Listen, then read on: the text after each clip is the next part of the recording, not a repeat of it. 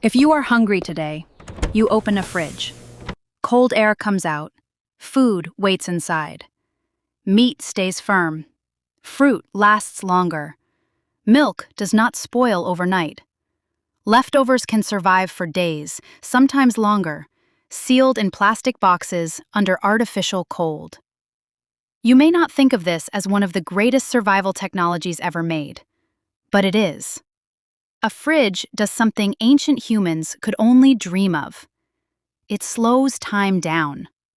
It turns food from something urgent into something patient. It lets you buy more than you need right now, store it, forget about it, and come back later as if nature has agreed to pause. But nature never agreed to that. For most of human history, there was no refrigerator, no freezer, no supermarket aisle, no canned food, no plastic wrap, no sealed container with a date printed on it, no clean kitchen where food waited quietly under electric light. There was only the animal that had just been killed, the fish pulled from water, the berries picked from a bush, the roots dug from the ground, the nuts gathered before something else found them, the leftovers from a fire, the smell of meat changing in the heat, the flies arriving before night. The question of whether something that looked edible was still safe enough to eat. Modern humans think about food as property. Ancient humans had to think about food as timing. Because food was not just something you had. Food was something you could lose. It could dry out, rot, attract insects, bring predators, make the body sick, or disappear into the stomachs of other animals before your group could use it. So the real question is not simply what ancient humans ate. The real question is harder.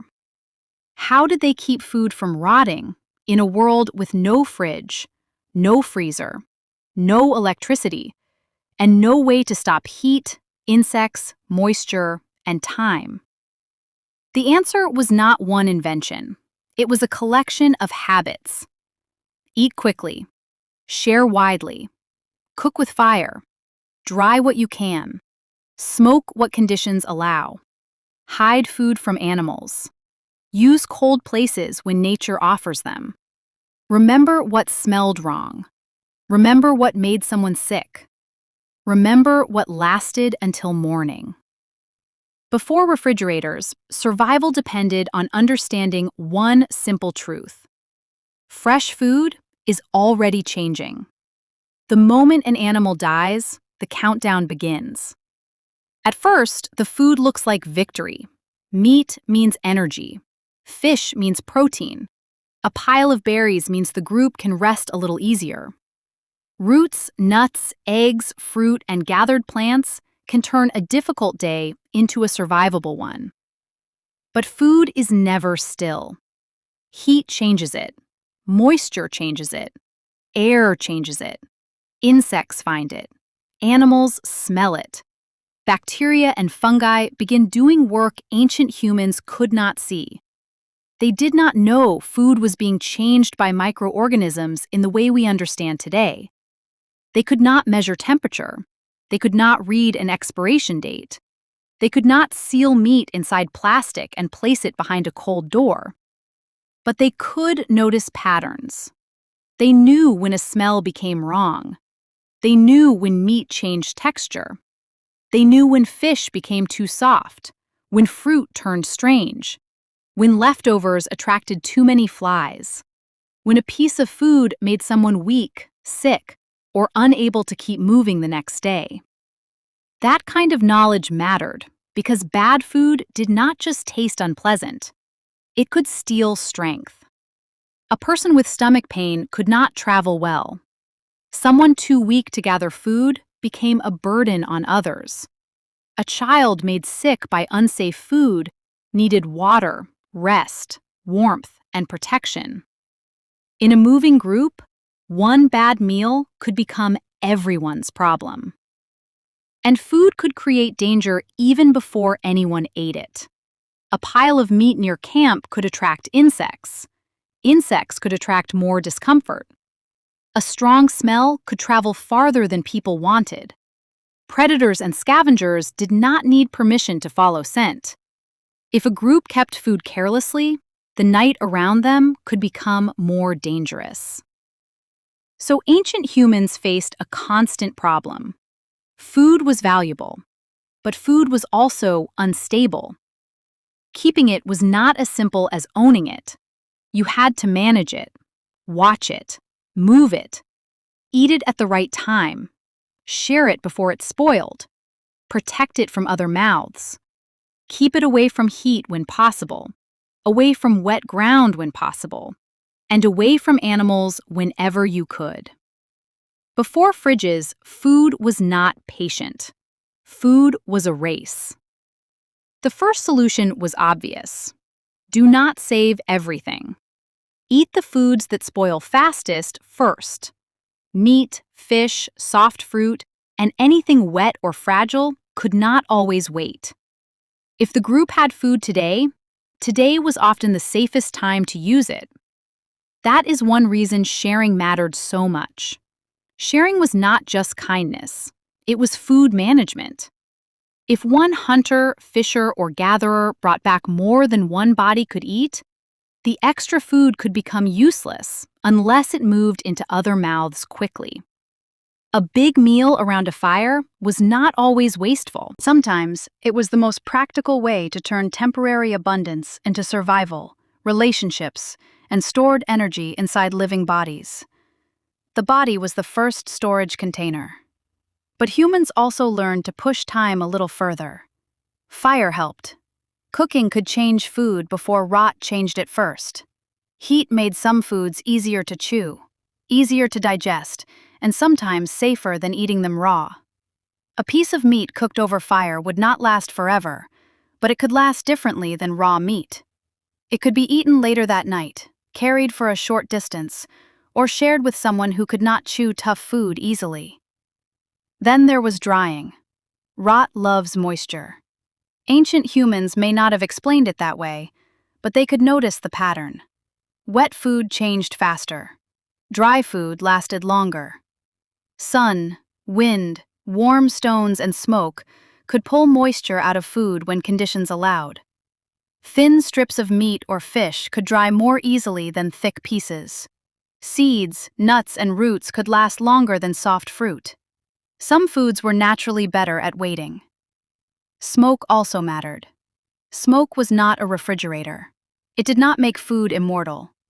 But it could help dry the surface, change the smell, bother insects, and slow the race for a little while. A campfire was not only warmth and light. It was also a tool for changing food before the world changed it first.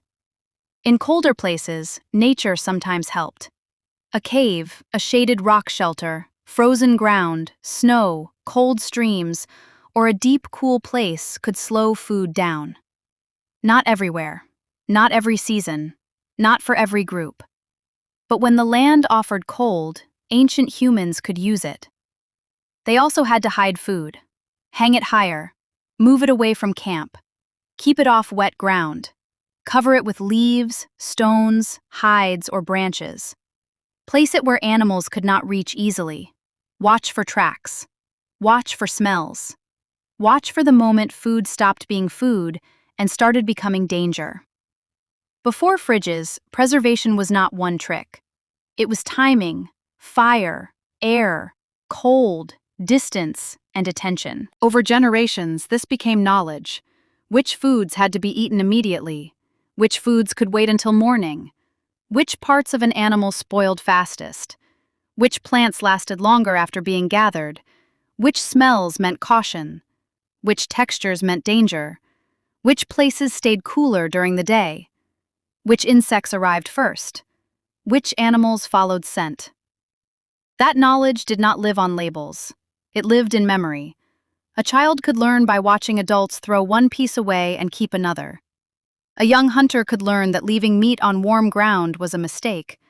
A gatherer could learn that some fruits had to be eaten quickly, while nuts and seeds could travel farther. A whole group could learn that food was not just about finding calories. It was about protecting those calories from time. This changed behavior. A successful hunt was not finished when the animal fell. The real work continued afterward. Cut it, carry it, cook it, share it, dry it if possible. Keep it away from insects, keep it away from scavengers. Decide what must be eaten now and what might survive until later. A good camp was not just a place to sleep. It was a place where food could be handled safely enough to matter.